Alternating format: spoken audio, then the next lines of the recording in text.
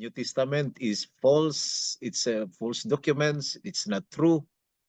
And then most of them got surprised.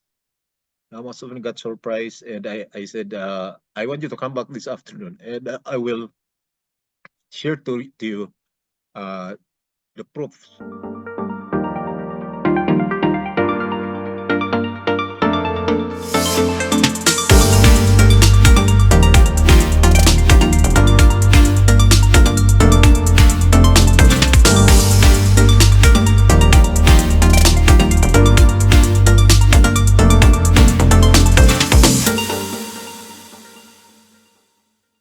Shalom, Gilbert.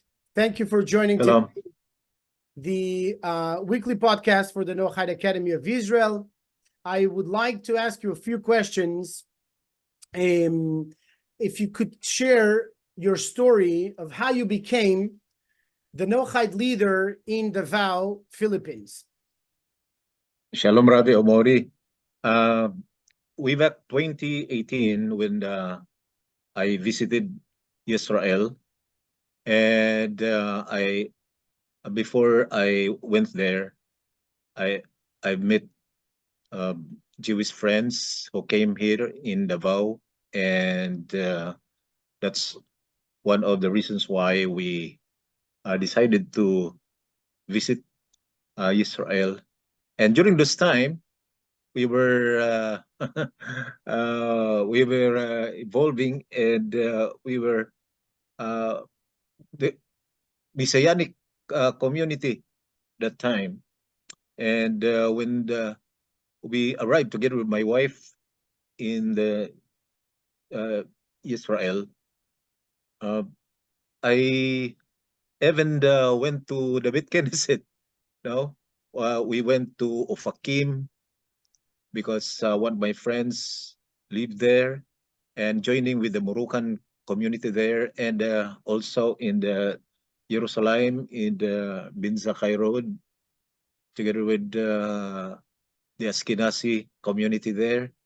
I I joined 9 Shabbats. I did 9 Shabbats during this time because I went there during Rosh Hashanah period up to Sukkot. So I joined the activity for nine times, and I even joined the Yom Kippurim. I fasted, with the Jewish friends, during those times. And while me and my wife were praying, while we were in Jerusalem, our prayer was changed. And during this time, my wife asked me, "What shall we do now?" I go, "Well, it's time for us to say no to the Messianic uh, kind of belief." But we were different from other Christians because although we categorize ourselves as one of the Christian movements, however, we don't worship Yescha. We don't worship Yescha. We worship Hashem. We worship Father, but only we we thought that he was the Mashiach. That's the thing that matters for us. And when we um, left Israel and arrived here, I said to the community, something definite happened to us. And I said to them, the New Testament is false. It's false documents. It's not true. And then most of them got surprised. Most of them got surprised, and I said, I want you to come back this afternoon, and I will share to you uh, the proofs to prove that the New Testament is false. And then I presented to them the book of Acts, chapter 7, verses 14 to 16, that the New Testament said when Jacob went to Egypt, there were 75 souls in the New Testament. And then Jacob died, and he was buried in Shechem, the tomb that was purchased by Abraham. I mean, in fact, it's Macpela. And then I said we can find three uh, false lines here. So that's the opening, and then we proceeded to the book of Jeremiah, the prophecy, Jeremiah 31 about Berit Kadasha, and it was uh, added with false lines in the book of Hebrews of the New Testament, chapter 8, verse 8 and 9. And then I proceeded to the book of Isaiah, chapter 7, verse 14, that Ha'al Mahara is not a virgin, but it's a young woman, but that woman was there the moment the prophecy was given, and that woman was the wife of Yeshayahu. And then we proceeded to the book of Isaiah chapter 9, verse 6, because the Christians claim that that was Yesha. And I said, no, it's not, but it's Hiskiyahu. And then Isaiah 53, that the suffering servant, that that really settles my mind, because I was a wide reader, and I studied very much. And I know that in Isaiah 53 verse 1, the servant was Jacob and Israel. So I said to them, it's not Yesha, but it's Israel as a whole, as a nation. They suffer. And then I went to the book of Daniel, chapter 9, verse uh, 24 to 27, talking about this 70 weeks times 7 was 490. And also the translation there, the King James Version, the Messiah shall be cut off. And most Christians lied that it's Yesha. The cut off there, they were talking about the crucifixion, but it's not. It's the Kohen Gadol, talking about the last Kohen Gadol that was removed from his office. And so everything, even the Psalms 110 verse 4, you know, the Om Hashem la Adoni, and they said that this is Yescha, something like that. And then we were enlightened, and followed up with the teachings also of the debates of Rabbi Tovia Singer. As I observed, when the Christians presented their belief, it has no fit to stand. That's why, because truth has legs to stand by itself. Truth does not need us. We need the truth. That's it. Indeed, That's it it. is. Indeed, it is. Indeed. So, Maury Gilbert, what actually motivated you to take upon this responsibility, and of more than what you told us already right now? How has your journey been like so far after that Well, event? well, talking about responsibility, I Baruch Hashem that He changed our journey totally together with my family, because I said to my wife when we return home, regardless of if the community will believe what we've got, what we learned, regardless, we must pursue with this. And that's why Baruch Hashem, 90+% of the community accepted, and I was so glad with that. And then after that, we buy books before we meet. We purchased books, different kind of books about Noahides, and we studied Noahides. We studied Noahides. until such time that because I learned from the Pirkei Avot that each one must have a as a rabbi, and that's why Baruch Hashem that we met. That's it. Yafeh. Okay, so if you allow me, I have another question to ask you. What teaching strategies and resources do you find most effective in conveying the principles of Torah and the Noahide Code to your 200 student and congregation there in Davao? Well, actually, Rav, here in Davao, we are more than 10 communities. Our network, more than 10 communities, and we have also leaders. And talking about this strategy, before I talk about in detail about the teachings of the Noahide Code, I will share first now the avenue that was used to touch people and to connect people. First is our radio broadcast.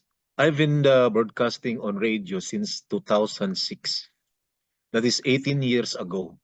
And I evolved. I evolved with the kind of teaching because it's not just the same with 10 years ago, but something has changed. And Baruch Hashem, that those who listen to the broadcast since then, they accepted what I accepted. They believe what I believe, and they uphold what I uphold. And also, I have an online classes. Supposedly today, I have my online classes now with the new joiners every Thursday at 7 p.m. and every Saturday 7 p.m. to 7 p.m. we talk about the Book of Latanya, Kasidot, something like that, and then at 8 about Halakha. So the teaching that really delivers us from all lies is the teaching about Halakha for the Noahides, the 7 laws for humanity, that indeed when Hashem created Adam, as he stood up, immediately Hashem commanded him in the Bereshit 2:16, Vaychav Hashem Elokim ala Adam lemor. So that is the derivation of the Noahide laws, that there was a law given to Adam HaRishon and to his descendants to be kept. And according to Rambam, that was 6 precepts, and then transmitted to Noah, added with 1, and it became 7 laws, and only categories, 7 categories of laws, and it's for us. And that's why we keep conducting conferences. We keep conducting conferences another way. We keep conducting conference, and in the place that we conduct, we always offer free meal. We offer free meal so that the people might be attracted to join. That's why we always offer free meals to sponsored by our brothers here, and Baruch Hashem for that. Baruch Hashem. It's very productive, very productive. Yafeh meod. Were there any particular challenges in making the content understandable and engaging for your audience? Well, as a preacher, because I've been preaching since 1982. 1982. I just don't know if you were born at the time. I was born on that year. In that year, 1982, I was at the age of 20. I've been preaching as a Christian young preacher, and I studied Bible seminary way back 1984 to 1988. Now I graduated, and I also teaching Bible College, the Spirit Life Bible College, and um, it really helped me. Now, my experience really helped me, and the only thing that differ is the the teaching that I presented is different from before. But the skill, it really helps. The skill of communicating people, talking to people, how to communicate effectively. Now, my principles of teaching experience, and also the uh, the methods of interpretations. It really helps. It really helps. And listening to the rabbis, now it adds now every day. Now knowledge increase really every day. Yafem. And Mori Gilbert, how do you foster a sense of community and support among your Noachide students in Davao? Um, well, talking about uh, the the the teaching that really that I presented to them. I have a schedule, even the regular meetings, just to educate them, and that's why we have the Friday night activity. We have also the Saturday morning, 8 to 11, the Torah Parasha reading and the singing and the Biraka for Saturday. And also the women, they have the 11 to 12, they have their Tehillim Birachot, Tehillim recitation for the women. And once a month, every last Sunday of the month, I have a conference for the children, children's conference at the age of 6 above. No, I teach the children. I meet the children once a month, with Yafem. free lunch, free snacks, free lunch, free snacks. In fact, this coming June 30, now Visrat Hashem, we have a children's convention, and I said to I encourage the children to bring friends with them in that convention. Yafem, and I've seen some pictures of it. It's a beautiful event. Of course, I'm assuming that you get the help of some maybe some young ladies in her 17s, 18s to help you with framing the event. Yes, Rob. No. Yafem. I have another question that I would like to ask you. What are the most significant challenges you face in promoting the teaching of the Noachide laws and the Torah in Davao? Well, talking about challenges, Filipinos are so fanatics with Christianity. So first and foremost, uh, I need to be familiar with the false presentations of Christianity, and how to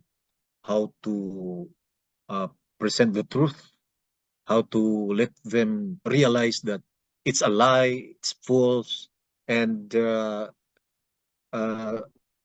to read Hebrew, that matters most. Because when I said this is the Hebrew and this is what it says, and even I even have a Hebrew dictionary and presented to them. This is the meaning of it. I don't fabricate. This is what the Hebrew says. This is what the Hebrew says. So, for example, Alma is not a virgin. It's a young woman. There's no such virgin in the book of Isaiah 7:14. So the claim that Yesha was born of a virgin, it's false. It's not true.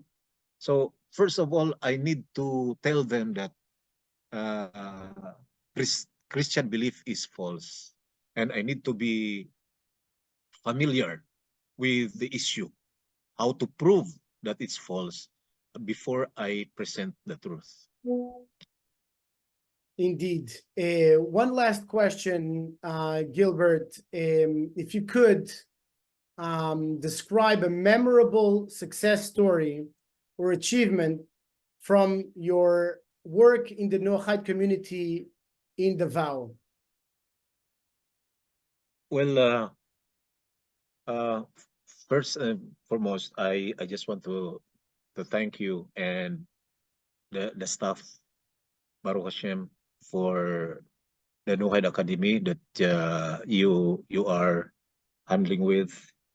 That through it, it really uh, of it really educates us and um, qualified us to teach the Torah according to the teaching presented by the rabbis, you and the staff. Perhaps it's more than 10 now, more than 10 rabbis have been teaching us. More than 10 rabbis, right? Am I right? 12. Yeah, oh, 12. Oh, 12 rabbis. No, 12 rabbis have been teaching. They have been teaching us. And through that, we were equipped. And Baruch Hashem. And when the since we were equipped, we become a sharp instrument to teach the people, and even the challenge. Talking about the challenge is the problem in the Philippines is that how can we attract people to listen to us? That's the challenge, because if they don't listen, we can't do otherwise. That's why that's the challenge. What must we do to let them lend their ears to hear the message? That's why we have media, we have radio, and also I have my live broadcast, live podcast now, Facebook Live, so that I can reach now those people who are searching for truth, because it really amazed them that how come Gilbert became a Noahide. It really, because I'm known here in Davao because I have my TV broadcast before. Way back 2009 to 2011, I have my television broadcast daily, 1 hour a day on TV. I'm on TV, and many people here, even the preachers here really knew me. they know me, and that surprises them. Why I left Christianity? That's it. So I thank you for this enlightening exposition, Gilbert, on your personal efforts to search for the truth and to bring as many souls as possible back to their source in the divine, and to truly be a bridge for their eternal life, Bezat Hashem, that this time is real. And you made a change. You had the courage to face the challenges, and it's not easy. It's not easy to change things that we did for many years. And not only you did it, you are increasingly bringing more and more godliness and the truth there. So I thank you for this, and I suggest that Bezat Hashem in the near future, the coming weeks, we might appear together publicly to do some conferences together. I can help you to bring other rabbis, namely Rabbi Singer, Rabbi Skubak. We have Rabbi Manis Friedman, Bezat Hashem, who will join us for the Noahide Global Summit in 2 weeks.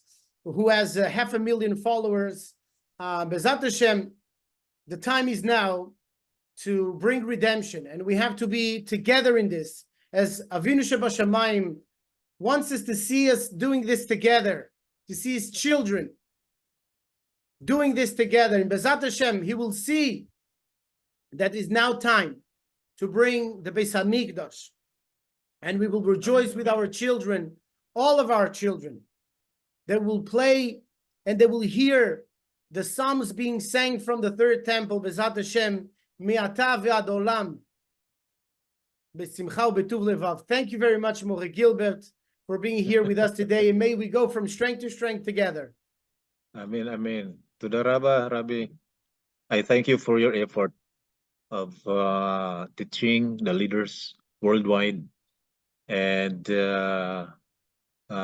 me and my wife, well, when we talk together, we always said, Baruch Hashem for the life of Rabbi Moshe and Sarah. Toda Rabba. B'simcha. If you like this video, please like, share, and subscribe.